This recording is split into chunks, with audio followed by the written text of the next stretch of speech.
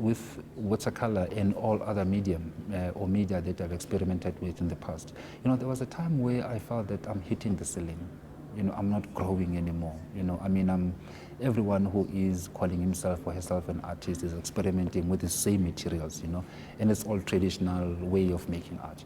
And for me, I wanted to be different. You know, I wanted to be noticed, and I wanted to be to catch attention. You know, because I knew also, you know, that I'm moving into a career where you have to be really special, you know, for you to be able to make a living out of it.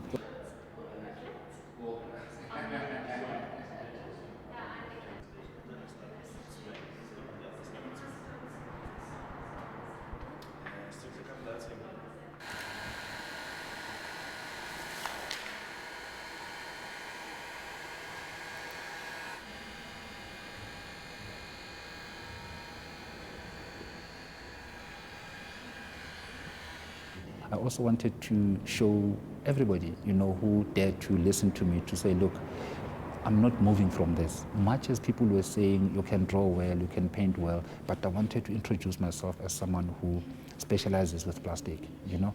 I didn't know the future. I didn't know where this thing was going to land me, but I just said, whatever happens in future, you know, I mean, I'll just die with this. And 23 years later, I think now I can do anything that I want to do with this medium.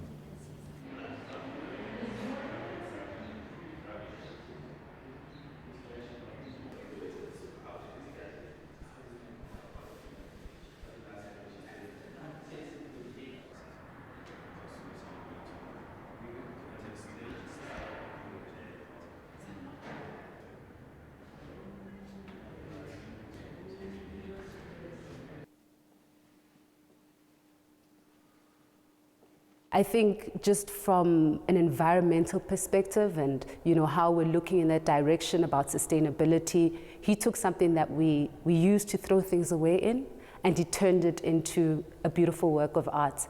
And the fact that his subject matter, you know, being kids in disadvantaged backgrounds, in a way, you know, unfortunately in society we'd say that because they're socially excluded, their societies throw away kids.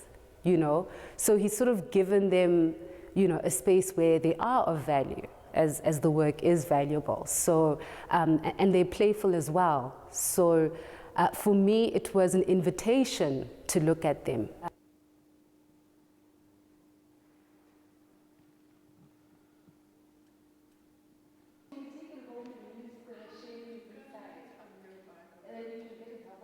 The victims of climate change are the poor, children and women.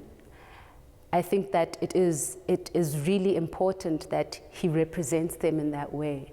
And, you know, he gives us a kind of hope, you know, you know, on a consciousness level that, you know, we are able to rise from that rubbish heap that is, you know, suffering from the effects of climate change as women and as poor children in the world.